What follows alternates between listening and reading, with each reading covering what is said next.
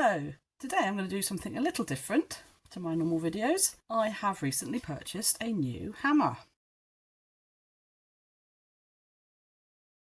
I just passed a certain birthday and a lovely dear old friend of mine sent me a gift voucher, and part of it I used to buy this hammer. I've wanted one for quite a long time because I keep seeing people use them and they look so good. So I wanted to give it a go.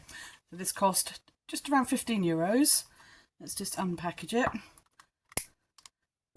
It's from Beadsmith and it's a chasing hammer. Now I'm already a little disappointed that there are tool marks on there, but we'll see, because the hammer I normally use is a really old hammer and it's pitted, and I don't mind that. I've used it for hammering copper wire ever since I started. So I do have another hammer I have used. This is a straightforward hammer from some tool place, but it was very marked right even when I bought it with the tool marks when they created it, and these do show up on the copper when you hit it, as do very often these little pitted marks. So I wanted to try and see if getting a chasing hammer would help improve my end finish. So let's give it a go. I'm going to bash one end of this wire with my trusted little hammer, and I'm going to bash the other end of this wire with the new chasing hammer, and we'll compare the results. So this wire's been slightly softened. Hopefully it will do the job and we will be able to see which one works best, if either or. Okay, let's give it a go. Okay, so that's my normal result. So I've got a bit of wire wool just to clean up that end where the blowtorch has scorched it. And there you can see that's the sorts of marks that you get by using a hammer that's not smooth. So now we'll give it a go with the brand new chasing hammer.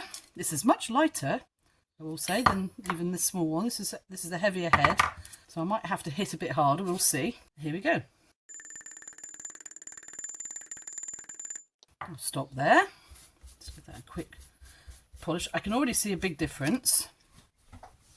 So with a chasing hammer, yes, it leaves marks, but you've got that sort of, it's the look I like that I've seen in other videos of other people's, where you get this smooth mark where it's been hammered, as opposed to my pitted mark when I do it with the other hammer. So I'm actually quite happy with that. It has taken on some of those little scratch marks, so we'll see. And I also want to see how well this holds up, how long it is before that surface is damaged by hitting metal with it. So we'll find out in future episodes. But yeah, so far so good. I'll give this a go. For a €15 hammer, not too bad for the moment, I'd say. Could be very nice for my smaller pieces with a thinner wire. I'll let you know in the future how I get on with this and whether it becomes my favourite hammer or not. We'll see. Thank you for watching. I hope that's been of help. Bye.